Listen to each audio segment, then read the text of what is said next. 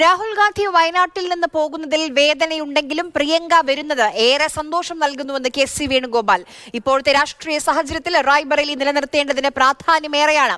വയനാടിന് അത്രയേറെ പ്രാധാന്യമുള്ളതുകൊണ്ടാണ് പ്രിയങ്ക വയനാട്ടിലേക്ക് എത്തുന്നതെന്നും കെ.സി. വേണുഗോപാൽ മാതൃഭൂമി ന്യൂസിനോട് പറഞ്ഞു.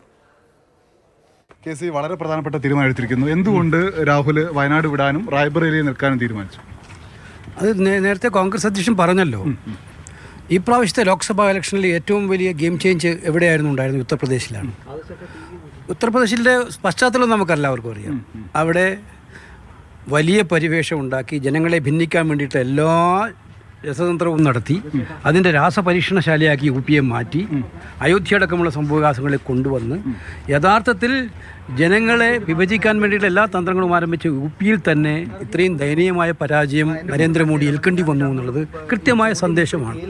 അതിനകത്തൊരു വലിയ പങ്ക് വഹിച്ചിരിക്കുന്നത് ആരെന്തു പറഞ്ഞാലും രാഹുൽ ഗാന്ധി നടത്തിയ ഭാരത് ജോഡോ ന്യായ യാത്രയും ഭരണഘടന സംരക്ഷിക്കാൻ വേണ്ടി അദ്ദേഹം നടത്തുന്ന പോരാട്ടവും അദ്ദേഹം കഴിഞ്ഞ കുറേ നാളുകളായിട്ട് ഈ നാട്ടിലെ പാവങ്ങൾക്ക് വേണ്ടി നടത്തിയ പോരാട്ടവും ആണ് അതിൽ ശക്തമായി പ്രതിഫലിച്ചത് എന്ന് പാർട്ടി വിശ്വസിക്കുന്നുണ്ട്.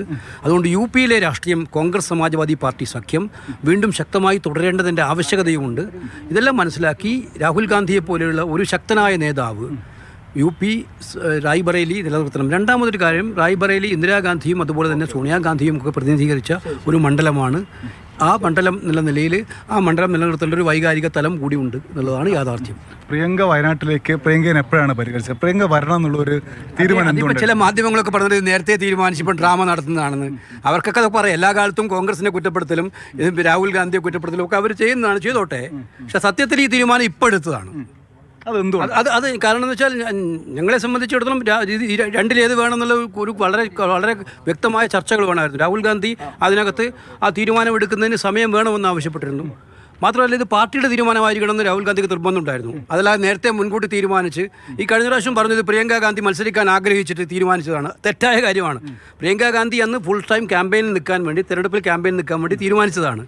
ആ തീരുമാനിച്ചനുസരിച്ചാണ് പ്രിയങ്ക ഗാന്ധി കഴിഞ്ഞ ജനറൽ ഇലക്ഷനിൽ മത്സരിക്കായിരുന്നു. അതുകൊണ്ട് എന്തായി, അവർക്ക് ക്യാമ്പയിൻ നടത്താൻ പറ്റി എല്ലായിടത്തും. രാഹുൽ ഗാന്ധി മത്സരിച്ചപ്പോഴും അതിൻ്റെ ക്യാമ്പയിൻ നടത്താൻ പറ്റി. ഞാൻ രാഹുൽ ഗാന്ധിയുടെ പല സ്ഥലങ്ങളിലും യാത്ര ചെയ്യാറുണ്ട്. പക്ഷേ വയനാട്ടിലെത്തി തിരിച്ചു വരുമ്പോൾ ഒരു ഫ്രഷ് എനർജിയുമായിട്ടാണ് അദ്ദേഹം വരുന്നത്. കാരണം അദ്ദേഹം പറയാറുണ്ട്, ജനങ്ങൾ നൽകുന്ന സ്നേഹം അത് വളരെ വളരെ വളരെ വിലപ്പെട്ടതാണ് അദ്ദേഹത്തെ സംബന്ധിച്ചിടത്തോളം. അതുകൊണ്ട് വയനാട്ടിലെ ഓരോ ജനങ്ങളും അദ്ദേഹത്തിന് ഇഷ്ടമുള്ള ഒരു പാവപ്പെട്ടവരായിട്ടുള്ള ആളുകൾ, അവരുള്ള ഒരാൾ, അവരുടെ സംസാരങ്ങൾ, കാര്യങ്ങൾ, രീതികൾ.